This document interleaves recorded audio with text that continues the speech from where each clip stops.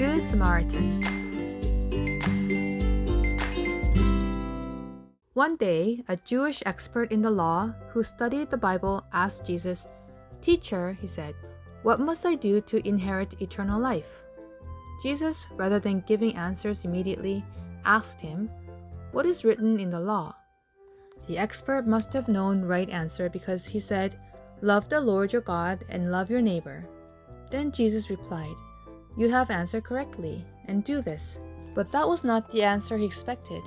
The expert asked again, "By the way, Jesus, who is my neighbor?" Then Jesus told the story, which is a very famous story of the Good Samaritan. A man was going down from Jerusalem to Jericho, and when he was attacked by robbers, they stripped him of his clothes, beat him, and went away, leaving him half dead. After a while, someone happened to be going down the same road, and this was a priest. What a relief! A priest will never turn away this poor one. But he passed by on the other side when he saw the man.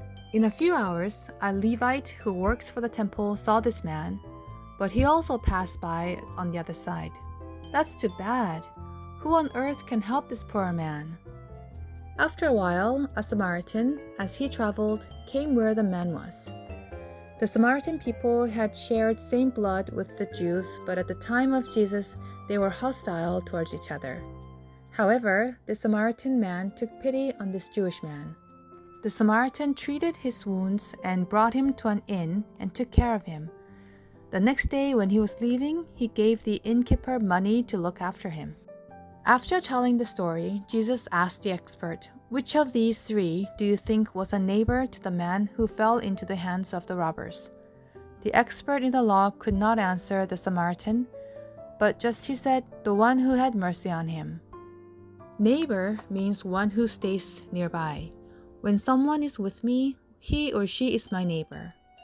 By the way, the ancient Israelite regarded those who shares ideology, hometown, or school as neighbor and kept close relationship exclusively. The priest and the Levite had the same aspect. But the Samaritan was different. He accepted those who stayed nearby and need his help as his neighbor. Jesus says this, "To become a good neighbor is the way of having eternal life."